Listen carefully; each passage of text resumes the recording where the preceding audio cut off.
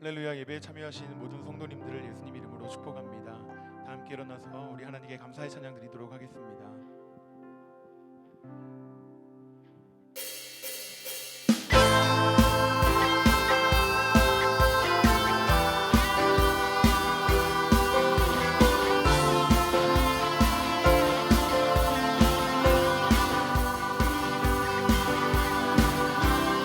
손뼉 치면서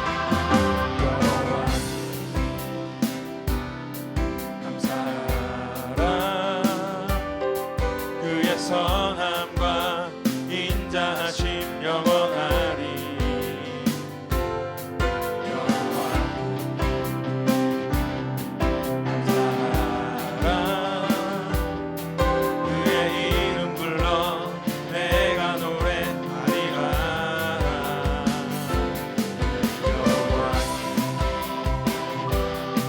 감사하라. 그의 선함과 인자하심 영원하리.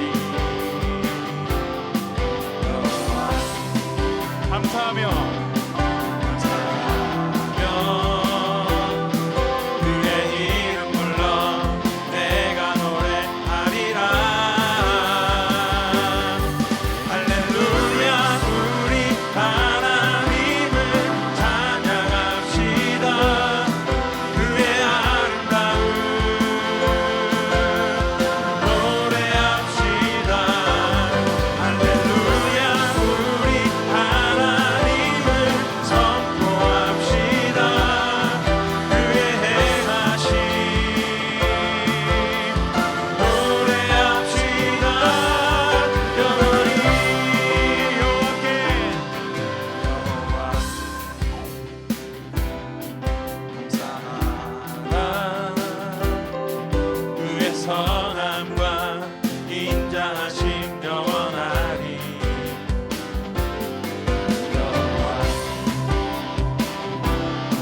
감사하며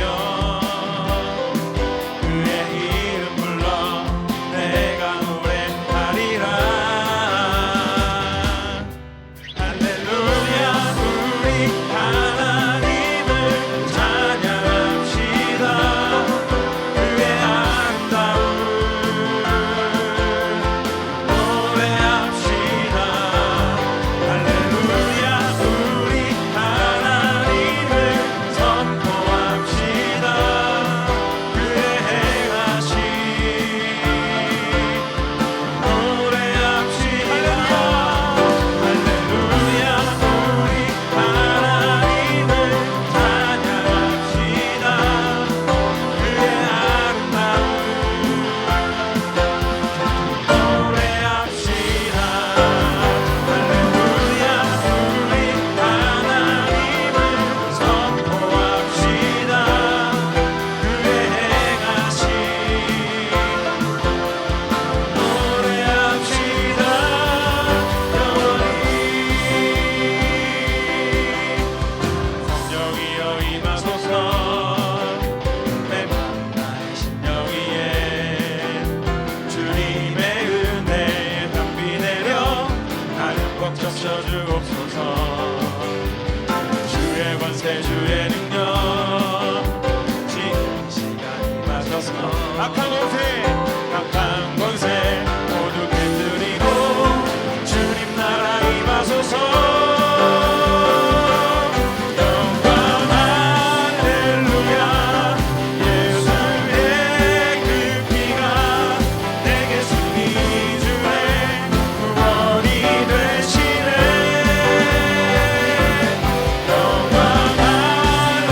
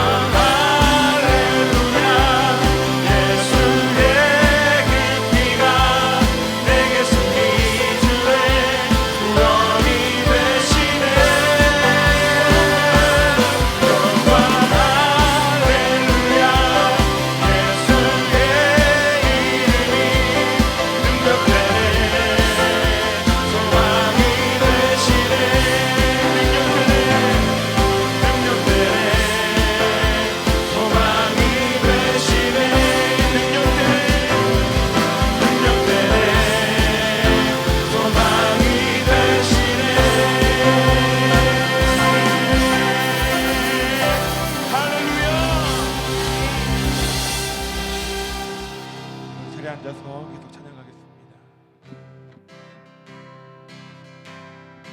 예수를 나의 구주 삼고 성령과 피로써 거듭나니 이 세상에서 내 영혼이 하늘의 영광 보이도다.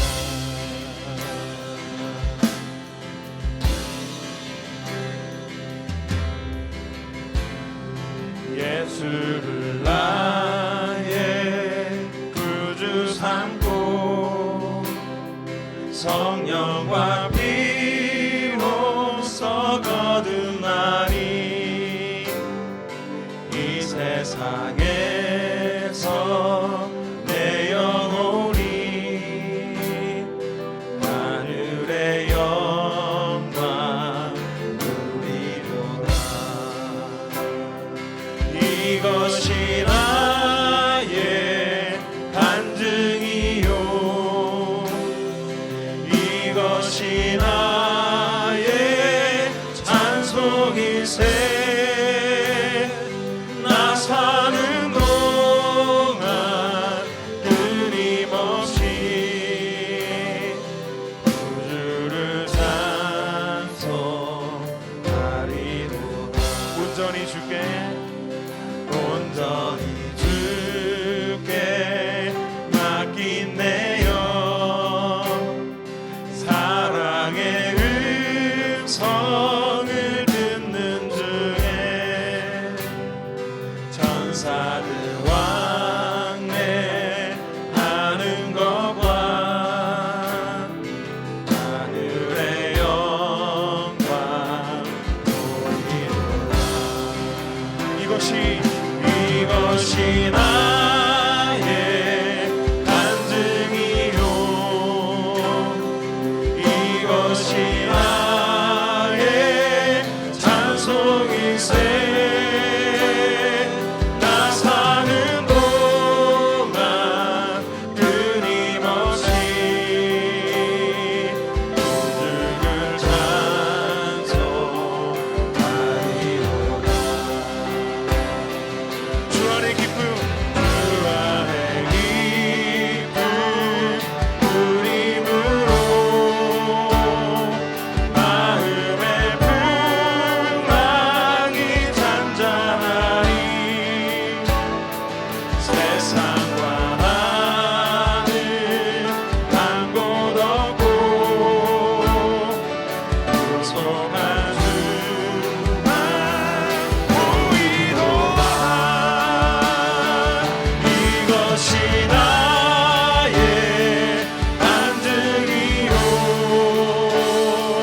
이것이 나의 찬송일세. 나 사는 동안 끊임없이 구주를 찬송하리. 이것이 나의 찬송이요 이것이 나의 간증이요 이것이 나의 찬송일세. 나 사는 동안 끊임없이 구주를 찬송하리로다. 이것이 나의 간증이요 이것이 나의 찬송일세. 나 사는 동안 끊임없이 구주를 찬송하리로다.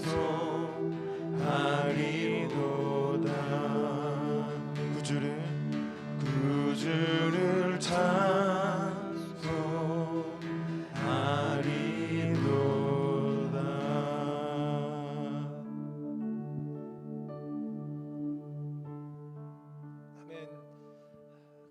예수 안에 있는 생명의 성령의 법이 우리를 죄와 사망에서 옮겼다고 성경은 말씀하고 있습니다.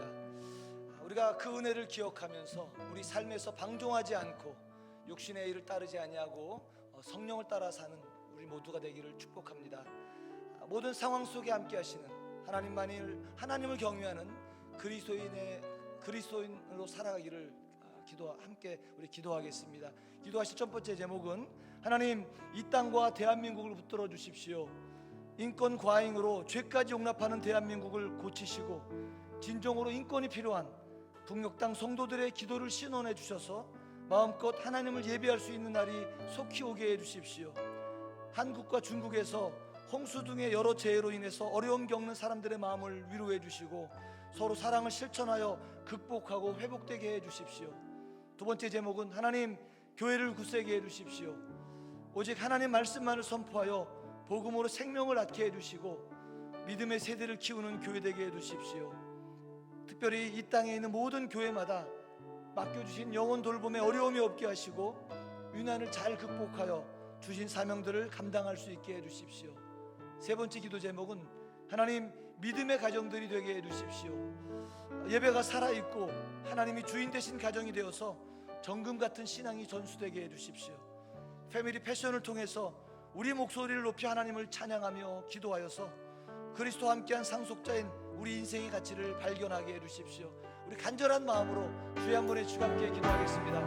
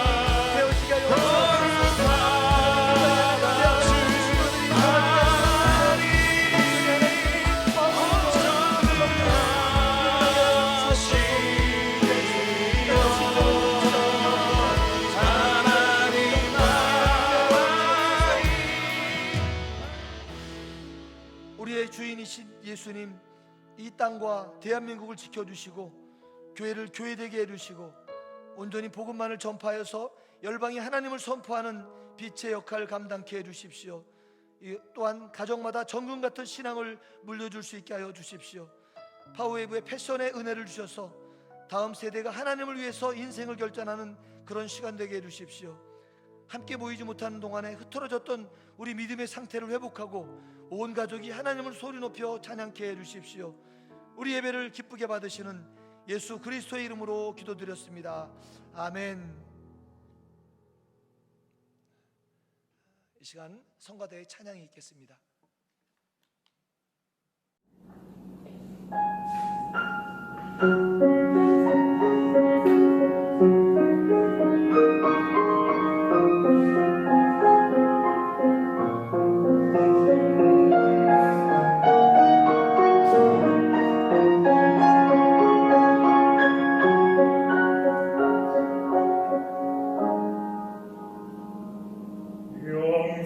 용서받을 수 없네 나의 모든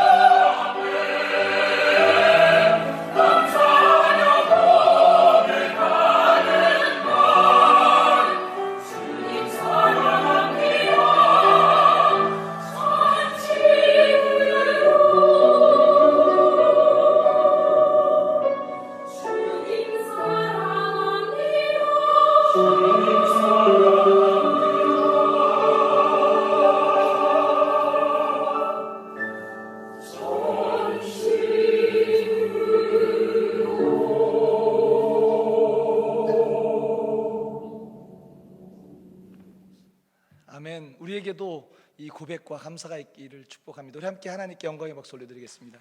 아멘.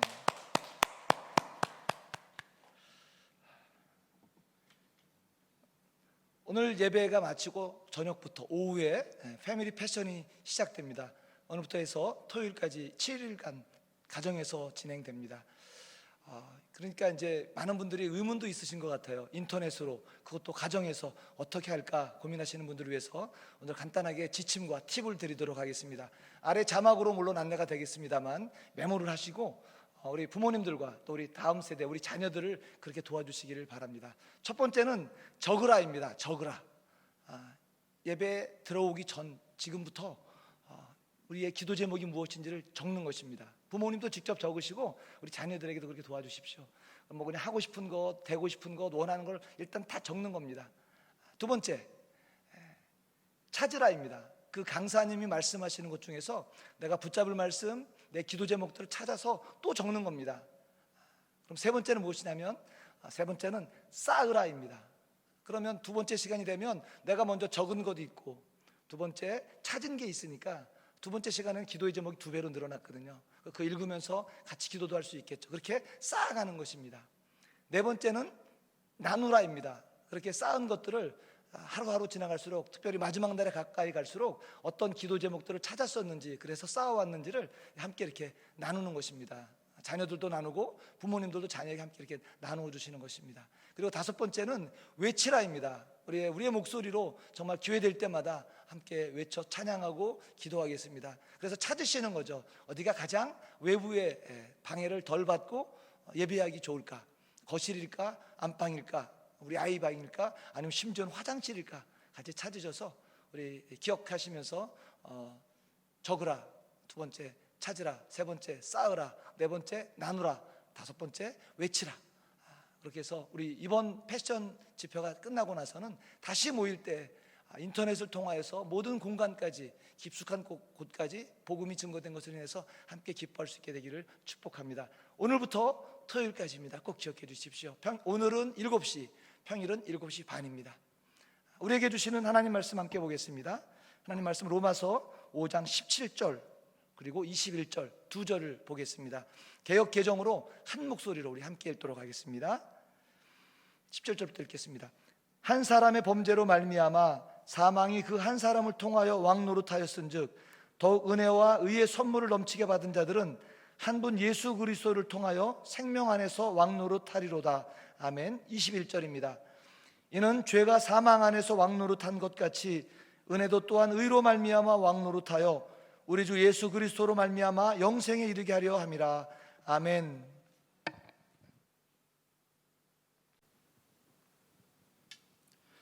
할렐루야. 오늘 저녁부터 이어지는 그 집회에 가정마다 큰 은혜가 있게 되기를 바랍니다. 기도하고 또 기대하시는 마음으로 참여하시면 되겠습니다. 오늘 저는 여러분이 지난 주간 동안 묵상하셨던 로마서 말씀 중에 한 부분을 좀 설명을 드리고자 합니다. 로마서 5장에 보다 보면 이런 표현이 나옵니다. 죽음이 왕노릇했다. 죄가 왕노릇했다. 21절 보면은 죄가 죽음 안에서 왕노릇했다. 이런 표현이죠.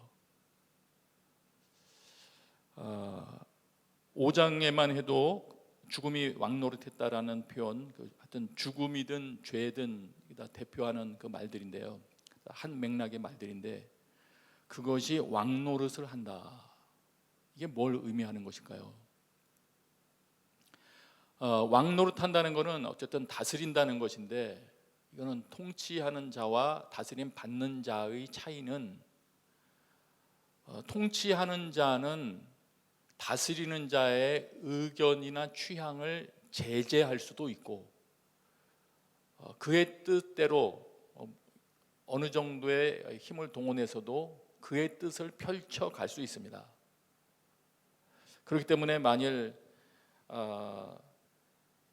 내 위에 어떤 악한 자가 나를 다스린다면, 죄가 나를 다스린다면 내가 선한 의지를 가지고 있다 할지라도, 선한 뜻을 가지고 있다 할지라도 내 의견을 제재하거나 심지어는 내 삶과 나의 재능을 다 활용해서 자신의 뜻을 이루어 갈 수 있겠죠. 몹시 기분 나쁜 일이지만 그 일이 가능하게 되는 것입니다. 그런데 죄가 그렇게 통치한다. 죄가 우리들을 다스린다. 기분 나쁘지 않습니까? 어떤 방식으로 우리를 다스리느냐, 직접 등장해서 다스리느냐, 어떻게 하느냐, 그것을 참고할 부분이 있습니다. 5장 12절을 보면 일단 그 죄가 다스리기 전에 이런 설명을 하시죠. 한 사람으로 인해 죄가 세상에 들어왔다. 한 사람으로 인해서 죄가 세상에 들어왔다. 이건 우리가 아는 사건입니다. 아담이 불순종을 했죠. 하나님의 말씀보다 사탄의 말에 더 귀를 기울인 것이고, 결국은 하나님보다 사탄을 선택을 했다고도 볼 수 있습니다. 선택의 문제죠. 그렇게 하자 결론은 어떻게 되었느냐? 그 불순종이라는 통로를 통해서 죄가 세상에 들어왔다. 그럼 죄가 세상에 들어왔으면 그 들어온 죄가 그냥 가만히 있지 않습니다. 죄는 그 활동력이 있습니다. 이어지는 로마서 5장 13절 14절 이어지는 말에 보면 율법이 없어서 죄를 죄로 모를 때에도, 사람들이 죄를 깨닫지 못할 때에도 죄는 역시 역사했다, 이렇게 말하거든요. 죄는 죄인 줄 몰라도 사람이 죄를 지으면 그 죄의 영향을 받습니다. 말하자면 통제당한다는 말이고, 그 죄에게 얽매임을 당한다는 말이고, 본인의 진정한 자유는 상실된다는 그런 말이 되겠죠. 그러면 이 사탄이 죄라는 말로 대표해서 사용하면서 언급한다면, 이 죄가 도대체 어떤 방식으로 세상에 들어와서 활동하느냐, 이 부분은 여러분이 그 1:1 제자 양육 성경 공부하실 때 그 시험과를 공부했을 때 거기 잘 나와 있습니다. 158페이지 보시면 사탄의 공격 방법 해가지고 그 시험 경로를 직접 공격하기도 하고, 예수님을 직접 사탄이 등장해서 공격했지 않습니까? 그렇게 하기도 하고, 세상을 통해서 공격하기도 한다. 또 육신의 욕심을 통해서 공격하기도 한다, 이렇게 되어 있거든요. 세상을 통해서 공격한다. 세상에 들어왔기 때문에 세상의 모든 것들을 활용하여 사람들이 알지 못하는 가운데 그들을 다스리는 거죠. 통제하는 것이죠. 그래서 그 1:1 제자 양육 책에도 잘 나와 있지만, 거기서 대표적인 구절을 그걸 인용해 놨죠. 요한일서 2장 15절 16절. 이 세상이나 세상에 있는 것들을 사랑하지 말라. 누구든지 세상을 사랑하면 아버지의 사랑이 그 안에 있지 아니하니, 이는 세상에 있는 모든 것이 육신의 정욕과 안목의 정욕과 이생의 자랑이니 다 아버지께로부터 온 것이 아니요 세상으로부터 온 것이라. 육신의 정욕, 안목의 정욕, 이생의 자랑, 이런 것들,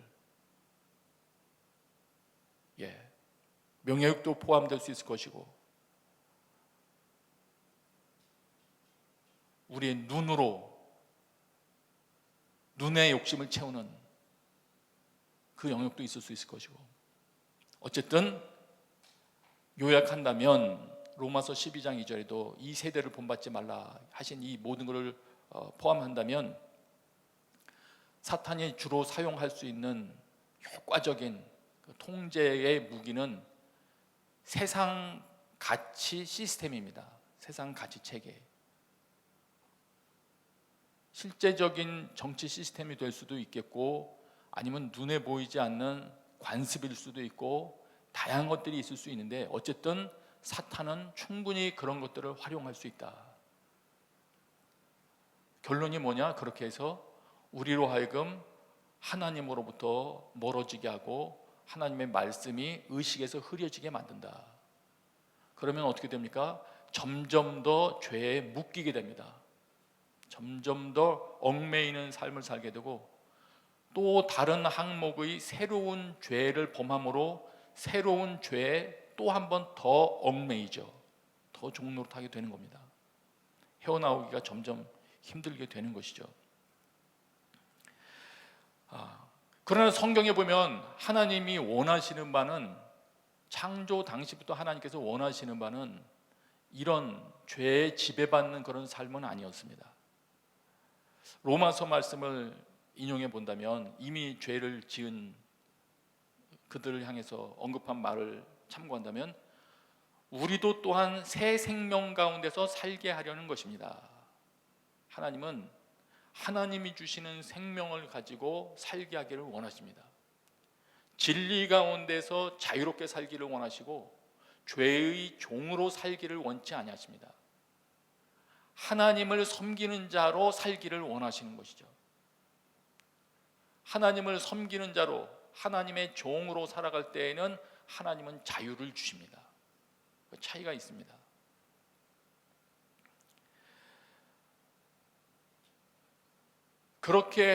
그런 자유를 주시기 위해서 하나님께서는 십자가의 순종을 통해서 하나님의 생명이 이 땅에 개입하게 문을 여셨죠. 은혜를 베풀어 주셔서 우리의 삶 가운데 새롭게 다가오게 하셨습니다. 그거를 5장 17절에 다시 그 로마서 5장 17절을 보면 이렇게 표현해 놨습니다. 로마서 5장 17절을 읽는다면, 제가 죽음이 바로 그 한 사람을 통해서 왕노릇했다면 은혜와 의의 선물을 넘치도록 받는 사람들, 이건 믿는 사람들일 거예요. 믿는 사람들은 예수 그리스도를 인하여 생명 안에서 왕노릇할 것이다. 생명 안에서 왕노릇을 한답니다. 지배를 받는 게 아니고 왕처럼 오히려 지배를 하게 된다. 죄의 통제를 받는 게 아니고 자기를 유혹하려는 죄를 다스리며 살 수 있게 된다. 놀랍지 않습니까? 그리고 21절에는 또 그런 표현이 있죠. 은혜도 의를 통하여, 의로 인해 왕노릇한다. 그렇게 해서 예수 그리스도 우리 주로 인해 우리가 영생에 이르게 하려는 목적을 가지고 계시다. 그래서 하나님이 원하시는 바는 죄의 지배는 아니고 도리어 생명 안에서 우리가 왕노릇하면서 다양한 죄가 나를 실족하게 만든다 할지라도 깨어서 죄를 지배하며 다스리며 살게 되는 그런 자가 되기를 주님은 원하십니다. 그래서 요번 그 생명의 삶 5월달 요번 생명의 삶 26페이지 27페이지 보시면 거기에 그 로마서 길라잡이 그 내용인데 아주 귀한 내용이 나와 있습니다. 거기에 속량과 자유 그리고 구원이라는 그 항목이 있어요. 그 안용성 목사님이 그 쓰신 글 중에 거기 보면은 중간 부분에 우리는 어떤 자냐, 구원받은 자는 어떤 자냐 할 때 그리스도와 함께 왕으로서 다스릴 자다. 이것을 설명하면서 자유를 여기 설명을 해놨습니다. 이 부분은 여러분들이 직접 읽어보시면 되겠어요. 생명의 삶 26페이지입니다. 그리고 아주 유익한, 또 저희 교회에서 읽으면 유익할 만한 글이 있기에 그것도 함께 소개해드리고 설교를 계속하겠습니다. 잠시 옆으로 넘어간다면 우리가 교회에서도 설명할 때 신앙생활은 내 뜻을 버리고 하나님의 뜻을 따르는 일이다. 많이 이렇게 말씀을 전해왔죠. 그 말이 틀린 말은 아닌데 조금 더 핵심을 찌르는 말로 정리되었다고 생각해서 그 27페이지 말씀도 한번 읽어드리고 싶어요. 이런 개념 관점에서 나온 거예요. 만일 어떤 사람이 죄의 종이 되지 않고 하나님의 종이 된다고 갔는데 거기서 정말 하나님의 종으로 종살이처럼 율법에 얽매인 삶을 살게 되면 그거는 신앙생활로서는 건강하지 못하다. 이런 개념이에요. 제가 읽어드릴게요. 내 뜻은 어찌할 것인가? 하나님의 뜻을 따른다면 내 뜻은 도대체 어떻게 되느냐? 신앙생활의 본질은 내 뜻을 버리고 하나님의 뜻을 따르는 것이라고 생각하는 사람이 많다. 이렇게 쭉 설명하면서 어떤 이는 또 반대로 어떤 이는 하나님의 뜻을 거부하고 내 뜻대로 사는 것을 자유로 오해한다. 이 두 개를 대비하면서 이제 이분이 이제 요약을 해서 결론 내려요. 신앙생활이란 내 뜻을 바로 세우는 것이다. 이거 정리 잘한 것 같아요. 저도 앞으로 이 표현은 사용해야 될 것 같아요. 하나님의 뜻을, 내 뜻을 버리고 하나님의 뜻으로 채우기 시작하다가 이 과정을 거치죠. 물론 이 과정이 없이 이루어지지는 않지만 그러다가 마침내는 어떤 단계에 이르느냐, 내 뜻과 하나님의 뜻이 거의 일치가 되어서, 말하자면 하나님의 뜻에 충만해진 삶이 되면, 내 사고방식이 하나님의 말씀으로 가득 차면 그때부터는 그 사람은 자유롭게 행할 수 있다. 이제 이런 관점에서 쓰신 거예요. 그래서 그런 관점에서 신앙생활이란 내 뜻을 바로 세우는 것이다. 이런 말로 설명을 하셨어요. 참고할 말이라고 생각이 됩니다. 그래서 오래전에 그 신앙의 선배들 중에서 이런 말 하신 분들이 있었죠. 결혼을 위해서 기도할 때 어떤 배우자를 구할까요? 할 때 어떤 분들은 그렇게 말한 일도 있죠. 너 성령 충만해진 다음에 네 마음에 드는 사람하고 해라. 이걸 답으로 주는 분들도 계셨거든요. 이런 관점에서 보면 이해할 수 있는 말이죠. 저 말이 무슨 말을 하는 것인지. 다시 본론으로 돌아가겠습니다.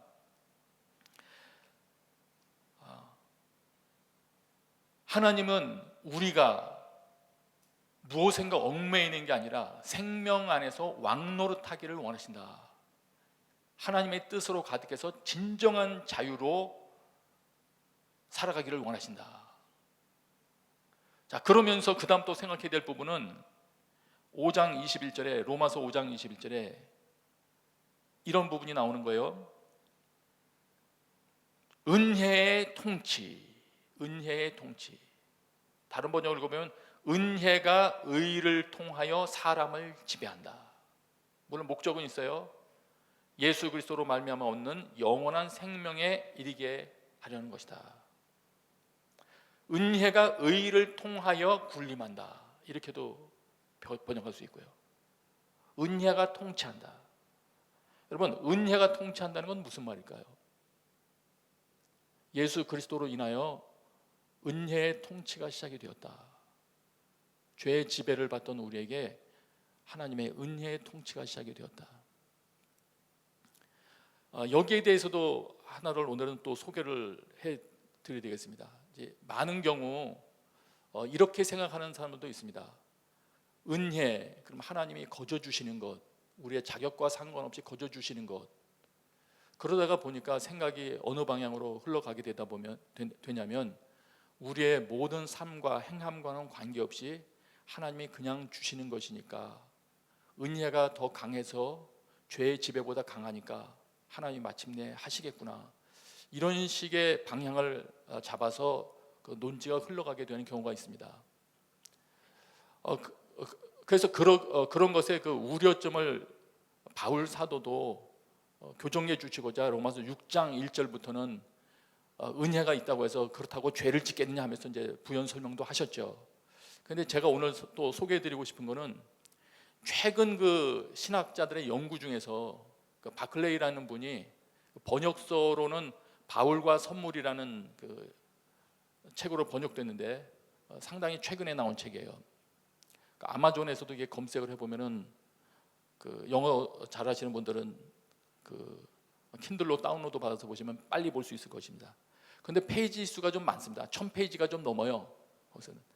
그러니까 참고하셔서 독서에 좀 자신감이 있는 분들이 도전하시면 좋을 것 같아요. 그런데 그 내용이 너무 좋습니다. 말하자면 은혜에 대한 개념을 연구를 해놓은 거예요. 우리가 그 어떤 단어를 사용할 때 세월이 흘러가다 보면 그 사회 그 분위기라든가 여러 가지 요인들 때문에 그 단어가 가지는 기본 개념이 바뀔 때가 있지 않습니까? 근데 이분은 은혜의 개념을 연구를 했어요.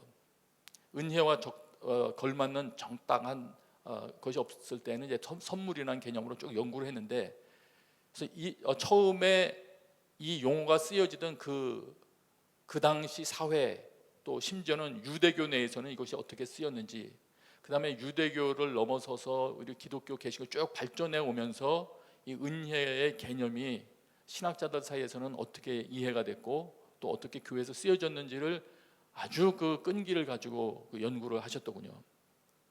근데 그 핵심만 요약을 한다면 이런 내용이에요. 이분이 쭉 연구를 하다 보니까 은혜라는 개념은 다양한 스펙트럼의 그 뜻을 가지는데, 아주 그 어떤 한 가지 개념만 있는 게 아니고 그 시대마다 아니면 공동체마다 은혜의 개념을 색깔을 달리하는 다양한 그 뜻을 가지고 있었는데, 이거는 아니다라는 걸 발견을 한 거예요. 이분이 우리가 현재 가지고 있는 공짜 선물 개념, 이거는 아니다. 그거는 그런 식으로는 쓰여진 바가 없다. 사도 바울도 그 개념으로는 쓰지 않았다. 그것을 이분이 이제 발견을 합니다. 물론 그 중간에 이런 개념을 발전시키게 된 우리 개신교 그 신학자들도 있어요. 공짜 개념을 이제 발전시킨. 그런데 어쨌거나 이분의 연구 결과, 그 방대한 분량의 그 연구 결과 요약을 한다면, 하여튼 은혜를 여러 측면으로 설명할 수는 있으나 우리가 어떻게 반응하든 상관없이 나에게 은혜를 베풀어 주는 사람이 그냥 공짜로, 말하자면 혜택을 주시는 그런 개념, 나의 아무런 반응도 기대하지 않으시고 그냥 주시는 그런 개념은 아니다. 사도 바울께서 사용하신 은혜 개념도 그건 아니다. 이거를 이분이 발견을 하셨더라고요. 그러면 어떻게 되냐면, 이 당시에 그 은혜 개념 중에는 은혜를 베푸는 자가 어떤 특혜나 그 어떤 은혜를 베풀어 주면서 반응을 기대를 하신다고 그럽니다. 반응을, 감사하는 마음, 또 명예를 존중해 주는 마음 등등을 포함해서, 우리 만약 그 기독교적인 개념으로 한다면 하나님이 우리에게 은혜를 베푸셨으면 그분의 하나님 되심을 우리가 인정하여 하나님의 명예를 우리가 존중해 드리고 그분께 영광을 돌려드리며 그분이 은혜 베풀어 주신 것에 합당한 삶으로 보답을 해야 되는 것이겠죠. 그래서 결론을 내린다면, 은혜로 다스리신다, 은혜로 개입하신다는 말을 여러분들이 로마서 앞으로 읽을 때든지 바울 서신에서 계속 볼 때에도 하나님께서 공짜로 주셨으니까, 은혜가 풍성하니까 나는 아무렇게나 살아도 된다, 이런 개념하고는 이런 논지는 잘못된 것이다. 물론 저는 지금 조금 과장해서 표현했어요. 그건 아니다. 그거를 염두에 두시면은 정확한 읽기가 될 것 같습니다. 그래서 사도 바울께서도 그렇게 말씀을 하십니다. 은혜를 헛되이 받지 말아라. 고린도후서 6장 1절 말씀이죠. 너희도 은혜를 헛되게 하지 말아라. 은혜를 받을 때 헛되이 받지 말아라. 이 헛되이 받는다는 게 어떤 뜻이냐면은, 나에게 은혜를 주는 사람으로 하여금 헛수고하게 만들지 말라는 말이에요. 말하자면 그가 나를 찾아온 것에 대한 목적을 조금도 달성하게 하지 못하고 빈손으로 가게 하지 말아라. 나에게 은혜를 베풀며 어떤 목적을 가지고 찾아오신 그 뜻이 내 삶 가운데 이루어지게 해드리는 게 그 옳은 것입니다. 그래서 이런 것을 알기 때문에 사도 바울이 몇몇 군데서 그렇게 말했죠. 고린도전서 15장 10절에는 내가 나 된 것은 하나님의 은혜로 된 것이니 내게 주신 그의 은혜가 헛되지 아니하여 내가 모든 사도보다 더 많이 수고하였으나 내가 한 것이 아니요 오직 나와 함께 하신 하나님의 은혜였다. 나에게 주신 그 은혜가 헛되지 않았다. 헛되지 않았다. 헛되게 하지 않았다. 다른 여러 의미 포함할 수 있을 것 같아요. 하나님께서 은혜를 주셨다는, 그리고 하나님은 은혜를 베풀어 주시는 분이라는 것을 아는 자라면 이런 태도를 취해야 마땅합니다. 사도 바울과 같은 태도. 하나님께서 특정한 목적을 가지고 나를 지목하고 불러주셨는데 그 하나님의 계획이 나에게 아무런 영향력도 미치지 못하고 아무런 결과도 낳지 못하게 만든 상태에서 그냥 떠나게 만드시는 거, 이거는 은혜를 받은 자의 태도가 그러니까 아닌 겁니다. 그럼 어떻게 반응하면 되겠습니까? 신실하게 반응해야 되는 거죠. 나를 인정해 주셔서 나를 그래도 너 그저 참 충성되구나 이렇게 인정되고 공동체에서도 사람들에게 주목받아서 어떤 직분도 맡게 된다거나 심지어는 어떤 사역자가 되었다면 그렇게 나를 충성되이 여겨서 은혜를 베풀어 주신 그분에 대하여 나도 충성을 드리는 것이죠. 그것이 합당한 삶인 것입니다. 특별히 하나님의 목적을 기대하는 자라면, 그걸 눈여겨본 자라면, 하나님 나를 그 목적을 가지고 부르셨습니까? 그 목적이 내 삶 가운데 다 이루어지게 해주십시오. 나는 그 일을 위하여 주님이 일하시는 것이 내 삶 가운데 온전히 이루어지도록 나도 역시 신실하게 반응하겠습니다. 이렇게 반응하는 것이죠. 그게 옳은 태도인 것입니다.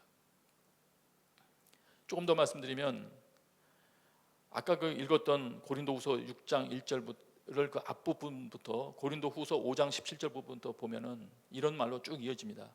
누구든지 그리스도 안에 있으면 그는 새로운 피조물이다. 익숙한 구절이죠. 그러면서 이렇게 되는 모든 것은 다 하나님에게서 오는 것이다. 그리고는 뭐라고 그러냐면은 우리가 새로운 피조물인데 그렇게 만들어가는 그런 귀한 직분을 우리에게 맡긴다는 거예요. 그래서 여러분에게 가서 내가 복음 전하니까 여러분들은 하나님하고 화해해야 됩니다. 마치 로마서 5장에 나온 것처럼 여러분은 하나님과 좋은 관계를 맺어야 됩니다 말하면서 이어지는 말이 그 말이었어요. 하나님과 함께 일하는 우리가 여러분에게 권면합니다. 여러분은 하나님의 은혜를 헛되게 받으면 안 됩니다. 예. 혹시 지금 방송 듣는 여러분 중에서는 여러분의 동료들이 여러분에게 신앙생활 이렇게 하자고 권면하고 다가오는 사람도 있겠고, 혹은 믿지 않던 분인데 오늘따라 방송을 보고 계셨던 분이 계시다면 여러분의 아내를 통해서 혹은 남편을 통해서 혹은 친구를 통해서 예수님 이번엔 좀 바로 믿어보자고 계속 얘기를 들었다면 그 사람, 그 말을 당신에게 해주고 있는 그 사람은 하나님께서 당신에게 은혜를 베푸셔서 파송하신 사람입니다. 당신을 새로운 피조물 만들게 하기를 원하셔서 그 사람을 보내신 하나님의 은혜의 손길을 헛되게 하지 않게 되시길 바랍니다. 네. 그 예수님 주인으로 맞아들이시고 그분을 주인 삼아 그분의 뜻으로 여러분의 뜻을 세워가시면 됩니다. 초두에 말씀드렸지만 나는 예수님 뜻대로 살지 않을 거야. 난 예수님 종되지는 않을 거야. 예수님을 주인 삼지는 않을 거야. 이렇게 말한다면 그 사람은 본인이 원하든 원치 않든 자유인으로 살게 되는 것이 아니라 사탄의 종으로 살게 됩니다. 죄의 지배 가운데 살게 될 뿐이라는 것을 잊지 마셔야 됩니다. 그 상태에서 자유를 주시려고, 그 상태에서 새 생명을 가지고 살게 해주시려고, 진정한 자유인으로 살게 하시려고 예수 그리스도께서 오셔서 십자가에 죽으시고 당신의 죄를 담당해 주신 것입니다. 그 사건이 결코 무용지물이 되면 안 되겠습니다. 또 오늘 저녁부터 패션 모임을 여러분들이 곳곳에서 가질 터인데 거기에 세워지는 강사들, 하나님이 여러분을 위해서 말하자면 준비시키는 그런 자들인 거죠. 그런 귀한 많은 여건들을 헛되이 사용하지 않게 되시길 또 바랍니다. 조금 더 말씀드리고 마치겠습니다. 사도 바울은 이런 태도를 가지고 있었더라고요. 모든 것이 내게 허용되어 있습니다. 그러나 모든 것이 유익한 것은 아닙니다. 앞에 그 죄에 대한 항목들을 쭉 설명하면서 뭐 탐욕하는 자들, 뭐 도둑질하는 자들, 여러 가지 그 악한 일들을 쭉 항목들을 이야기합니다. 모든 것이 내게 허용되어 있습니다. 그러나 모든 것이 유익한 것은 아닙니다. 모든 것이 내게 허용되어 있습니다. 그러면서 말씀합니다. 그러나 나는 아무 것에도 얽매이지 않겠습니다. 와, 이 바울의 태도, 이분은 죄를 명확히 알고 계신 분이기 때문일 거예요. 이런 말이거든요.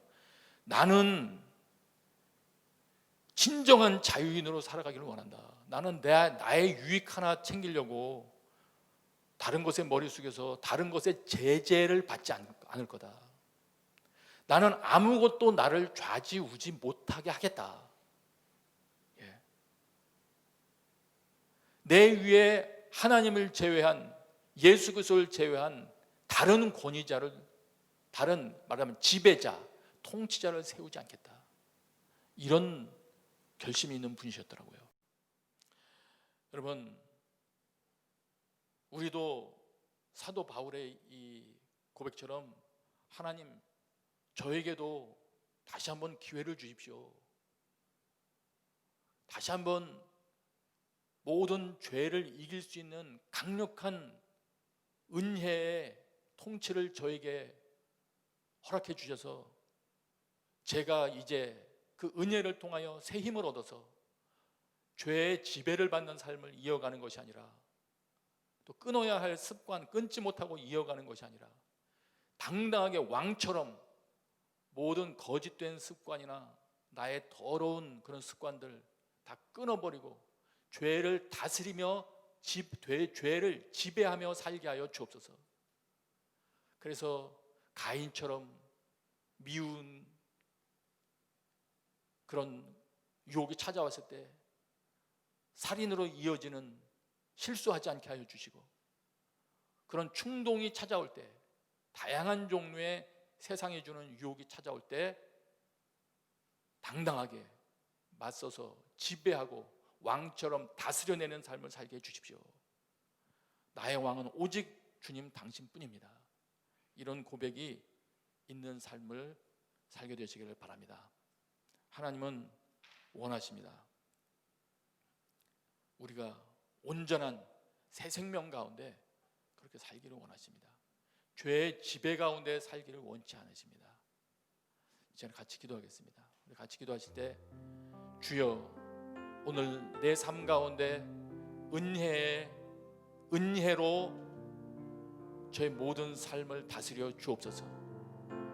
주께서 은혜로 나를 다스려 주실 때 그 은혜에 제가 착각하여 방종하는 삶으로 접어들지 말게 하시고 그 은혜에 걸맞는 삶 살 수 있는 지혜를 얻게 하여 주시옵소서. 같이 기도하겠습니다. 귀한 주 보혈이 내 영을 새롭게 하시네. 좀 귀한 주 보혈이 내 영을 새롭게 하네. 좀 귀한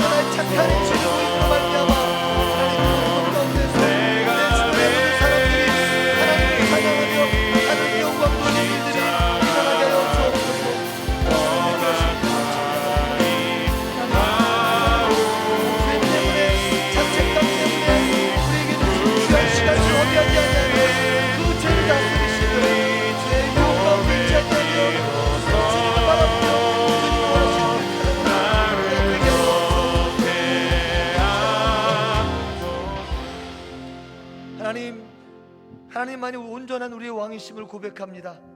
예수님만이 나를 다스리시는 나의 주님이심을 고백합니다. 나를 이 땅 가운데에서 새 생명 가운데 살도록 부르시고 왕으로 통치하며 살기를 부르셨던 그 하나님께 신실하게 반응하여 우리가 죄를 다스리며 하나님의 은혜 가운데 하나님의 은혜를 나타내고 선포하며 살아가겠습니다. 육신에 속한 모든 것들을 내려놓고 주를 따를 때 죄와 사망에서 의와 생명으로 옮기신 그 모든 주님을 나타내며 살게 하여 주옵소서. 예수님의 이름으로 기도했습니다. 아멘. 우리 다 같이 일어나서 정성껏 준비한 예물 하나님께 드리겠습니다.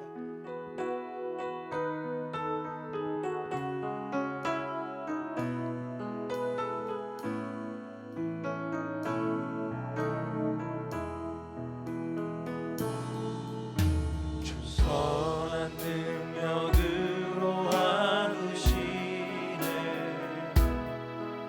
그 크신 팔로 날 붙드시네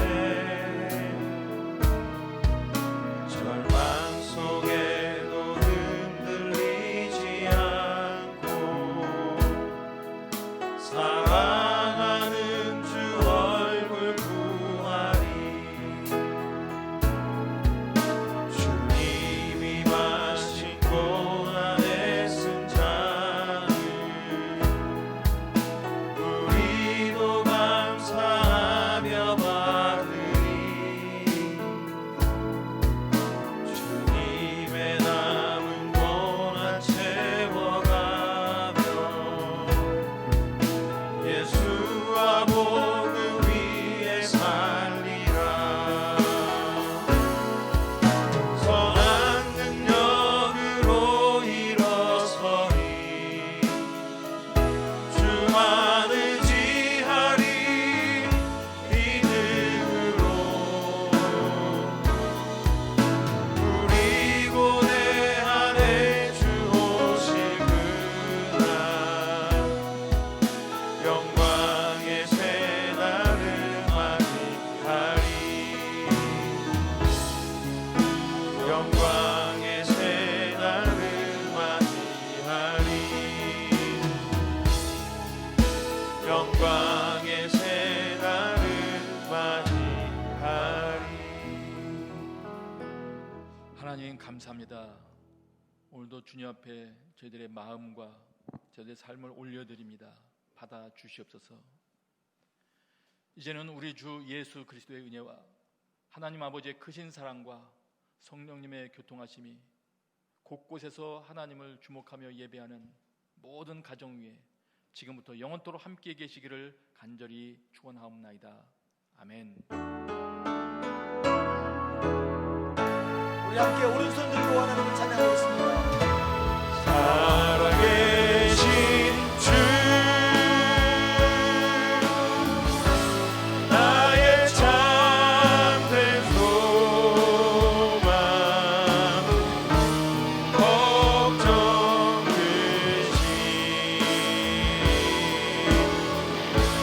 전혀 없네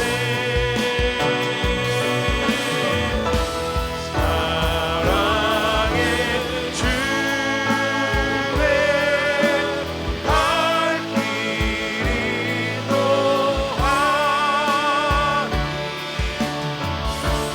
내 모든 삶의 기쁨 능축만하네 아멘. 살아계신 하나님을 찬양합니다. 저녁 패션 집회에서 뵙겠습니다.